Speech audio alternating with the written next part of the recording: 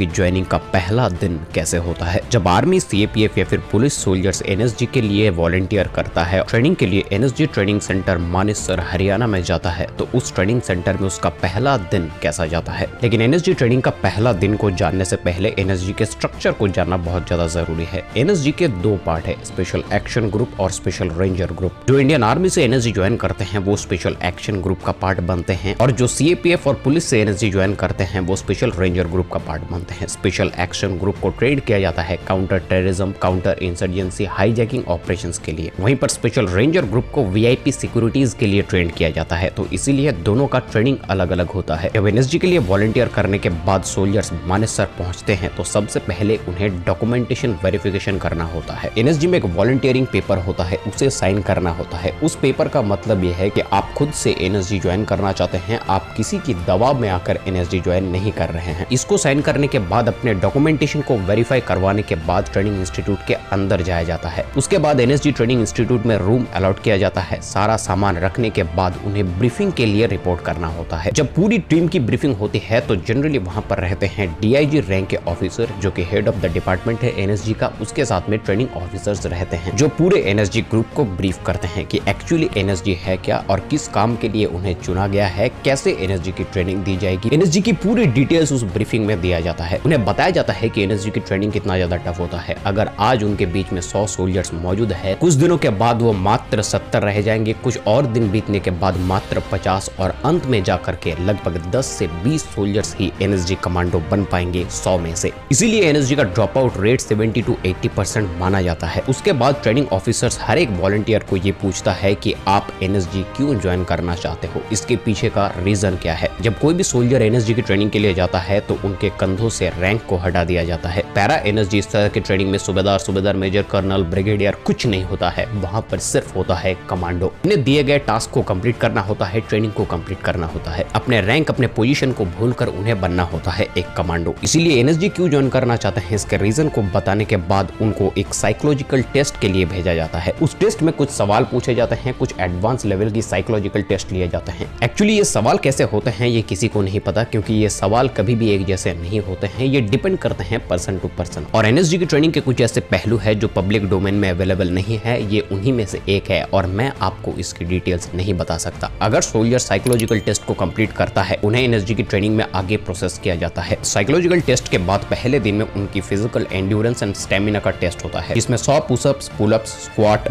Basic firing accuracy, running, time से obstacle को cross करना, ये सारी चीजें इंक्लूडेड होती है। इससे एक सोल्जर की बेसिक फिटनेस को टेस्ट किया जाता है कि क्या वो सोल्जर एनएसजी की टफ ट्रेनिंग को झेल पाएगा या फिर नहीं। अगर basic physical endurance and stamina test में वो बाहर हो जाते हैं तो उन्हें वहीं से गो बैक कह दिया जाता है। एनएसजी की ट्रेनिंग पूरे 14 महीने की होती है, जिसमें पहले के 90 दिन यानी कि 3 महीने एनएसजी की बेसिक ट्रेनिंग होती है, जहां पर physical fitness, endurance and skills के बारे में काम किया जाता है, और बाकी के 11 महीने एडवांस ट्रेनिंग के लिए उन्हें भेजा जाता है। इसी 14 महीने की ट्रेनिंग में एक आम सोल्जर से वो बन जाता है एक एनएसजी ब्लैक कैट कमांडो, जो counter insurgency, counter terrorism, hand to hand combat, urban warfare में हाईली ट्रेंड होते हैं। तो इस तरह से मानेसर हरियाणा में पहले दिन एनएसजी की ट्रेनिंग में सिर्फ उन्हें एनएसजी के लिए सिलेक्ट किया जाता है। ये देखा जाता है कि फर्दर ट्रेनिंग के लिए वो एलिजिबल है या फिर नहीं।